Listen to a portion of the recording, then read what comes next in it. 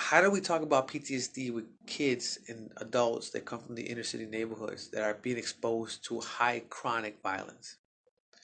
Because for a lot of our kids, right, there's no such thing as post. Like you live on in this neighborhood every day, and every day there's something happening, right? So there's no such thing as post as you returning back, like you're there. I think the second thing behind all this is that how do we humanize it more? Because as I mentioned earlier about, when you read the paper about a 15-year-old kid shooting somebody or killing somebody, there's a lot to that story that we have to like unveil. And a lot of it has to do with how did this kid like learn how to behave this way? Why did this kid had to pick up a gun and mitigate his conflict by shooting someone? Right? So it's all these questions that I ask myself, and as a result of those questions, is like determines like how we approach working with young people.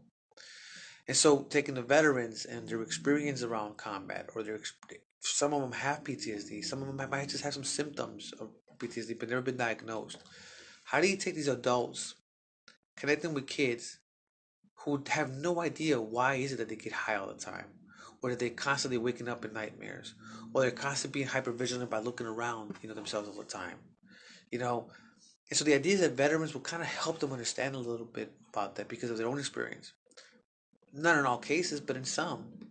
But more importantly, it's an opportunity for both of these groups that are very marginalized, to talk about what they experience, whether it's in the streets or in foreign war, what they call theater combat. And we never did this with the intention of helping veterans. I mean, we just wanted veterans to support our kids. But we learned through this process that it's been very cathartic and healing for veterans, for most vets. For other veterans, it's like mission continues. They want to continue to serve their country, and this is one way of doing that.